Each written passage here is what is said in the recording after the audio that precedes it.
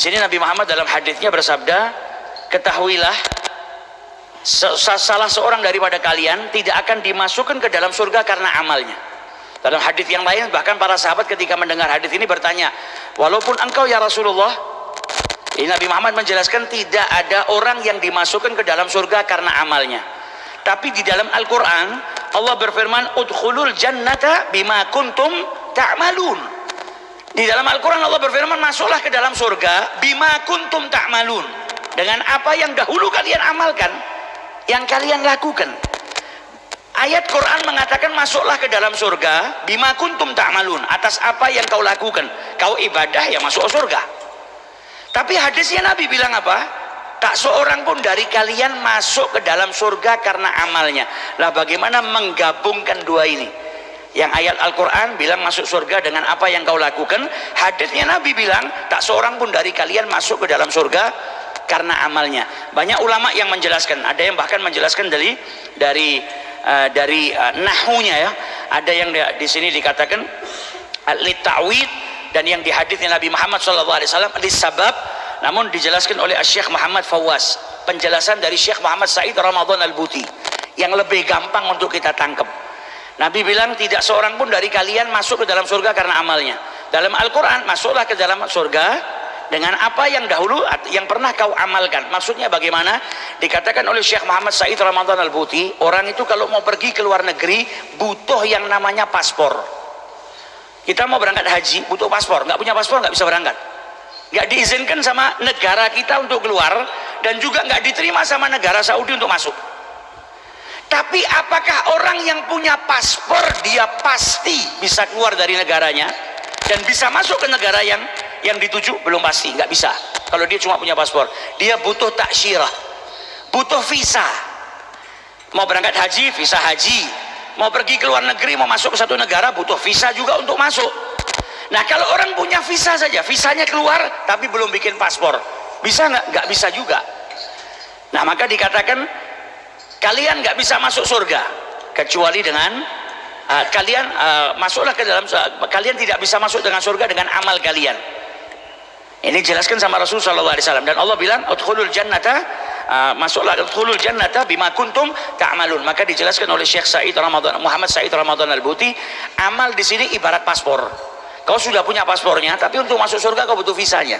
Visanya apa? Rahmatnya Allah. Kau nggak bisa masuk surga dengan amalmu, kau bisa masuk surga hanya karena rahmatnya Allah. Maka amal soleh itu ibarat paspor. Nah ketika kau punya paspor, kau bisa mengajukan visa. Amal yang kau lakukan datangkan rahmatnya Allah. Rahmat tadi diibaratkan seperti visa yang menjadikan dirimu bisa masuk ke dalam surganya Allah Ta'ala. Nah kemudian dijelaskan oleh Rasulullah, amal yang paling dicintai oleh Allah adalah yang dilakukan secara kontinu walaupun itu sedikit. Kemudian dilanjutkan di penjelasan berikutnya, wa kana sallallahu alaihi wasallam yuhadhdhiru minal masyaddati fid din. Nabi Muhammad itu memberikan tahdzir, peringatan bagi siapa orang yang memaksakan dirinya, syiddah, jadi melakukan sesuatu di atas kemampuannya, maksokkan dirinya, jadi memperketat dirinya untuk melakukan suatu amalan di dalam agama. Diriwayatkan di sini dari Abi Hurairah radhiyallahu taala anhu, inna dina yusrun, agama ini mudah.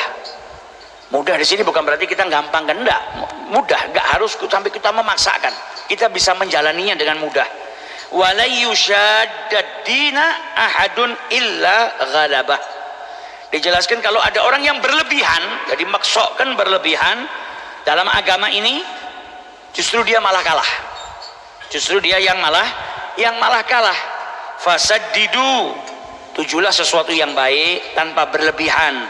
Wa qaribu, dan lakukanlah dengan mutawasid. Ya, wa abshiru wasta'inu bil ghadwati war rawhati wa syai'in minad duljah wal qasdal qasda tablughu. Makna daripada hadis ini, ilzamul qasda, tujuanmu yang baik senantiasa berpegang teguhlah dan tujulah. Tapi cara melakukannya bagaimana? At-tawassut fil amri, lakukan dengan tawassut, jangan sampai kau berlebihan. Kalau berlebihan ditakutkan justru nanti akhirnya bosan, malah meninggalkan amal tersebut. Nah di sini kalau diibaratkan orang yang berlebihan itu Ada terkadang orang saking semangatnya dia mau bertobat, terus punya rencana, saya mulai malam ini mau tahajud, gak mau tidur, saya besok puasa, jadi langsung mau melakukan amal yang banyak. Nah ini diibaratkan seperti orang yang ngangkat beban misalnya beras 300 kilo atau 100 kilo lah. Ada memang orang yang kuat, gawi sendiri ngangkat 100 kilo kuat, tapi ada orang yang nggak bisa ngangkat 100 kilo, mungkin dia bisa 3 langkah, 4 langkah ambruk jatuh. Akhirnya apa? Beras harusnya ditaruh ke ujung sana, nggak nyampe, dianya jatuh, kakinya terluka, berasnya ambiar. Itu ibarat amalnya tadi, kalau langsung banyak berlebihan, akhirnya berhenti di tengah-tengah, dia nggak ngelanjutkan, nggak suka sama amalnya, akhirnya amalnya nggak isi koma, nggak sampai. Tapi kalau dia ngangkat berasnya sedikit-sedikit, 25 kilo dipindah sampai ke sana, balik lagi ambil 25 kilo lagi dipindah sampai sana, akhirnya komplit 100 kilo dia bisa sampaikan di tempatnya. Jadi kalau kalian punya tujuan, kata Rasulullah, tetap tuju itu, tapi jangan mubalaghah, jangan berlebihan, maka engkau akan sampai. Jadi ini maksud daripada hadisnya Rasulullah sallallahu alaihi wasallam. Bismillahirrahmanirrahim. Radhiyallahu ankum. Al-ghadwah itu perjalanan di waktu siang. Warauhah perjalanan di akhir nahar, ya, penghujung siang sudah mau habis, di waktu mau masuknya petang. Waduljah perjalanan di akhir malam. Dan ini permisalan yang ditunjukkan oleh Rasulullah sallallahu alaihi wasallam, yang maknanya adalah mintalah pertolongan kepada Allah Subhanahu wa taala dalam mengerjakan amal di waktu nasyatikum. Di waktu manusia itu nasyat, dia semangat dan hatinya kosong daripada perkara-perkara yang ganggu dirinya untuk beribadah kepada Allah Subhanahu wa taala. Tujuannya apa?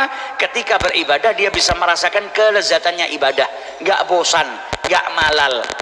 Nah, dijelaskan di sini supaya bisa nyampe kepada tujuan kalian. Seperti seorang musafir. Seorang musafir yang cerdas, yang pandai melakukan perjalanan jauh. Dulu orang kalau pergi safar itu kan naik onta, ta'ab.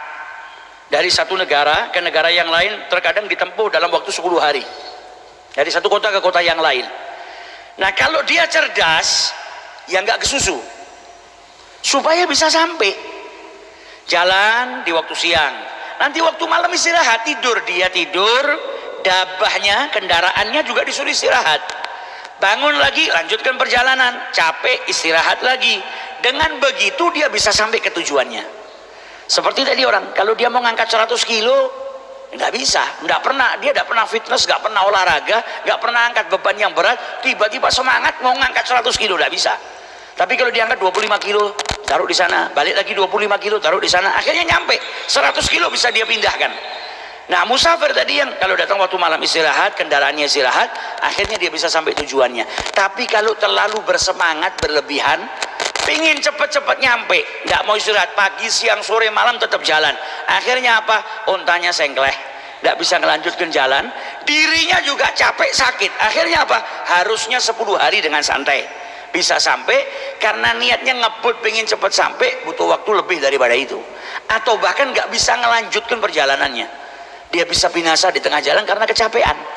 Nah ini maksud daripada nasihatnya Nabi yang semua tadi ditujukan sama Nabi, tujuannya apa? Beramallah amal yang soleh, tapi apa? Istiqomahi amalnya, walaupun itu sedikit, jangan sampai berlebihan, tapi justru itu malah membuat seseorang itu mutus amalnya, entah karena dia sumpek, bosen, atau karena dia ada alasan yang lain, itu yang nggak dimau sama Nabi Muhammad. Nah berarti kalau ada orang mau menghadamkan ke orang tiap hari, ya nggak apa-apa, asalkan dia bukan dari kategori yang malal tadi, bukan dari kategori yang ditakutkan nanti amal yang banyak tadi bikin dia mutus. Seperti Imam Syafi'i diriwayatkan kalau setiap hari hadamkan Quran sekali, Ramadan sampai 2 kali, tapi tidak malal, sepanjang hidupnya dia lakukan seperti itu, tidak ada masalah. Dan hak yang lain tidak terlantar, tidak ada masalah. Yang ditakutkan kalau kita nggak bisa memenuhi hak secara sempurna. Jadi bukan berarti kalau kita baca ini terus kita ngoreksi para ulama yang punya amal banyak. Loh ini berarti nggak sesuai dengan Nabi. Loh mereka itu bisa melakukannya dengan sempurna. Hak satu dengan yang lainnya dilakukan dengan sempurna. Kalau bisa seperti itu, sebagaimana dijelaskan oleh para ulama, gak masalah. Karena yang ditakutkan sama Nabi ngasih rakhsah supaya tidak terjadi hal-hal yang tadi, munqati, atau ada kewajiban yang gak sempurna dilakukan, atau ada ifrat dalam satu amal dan tafrid dalam amal yang lain.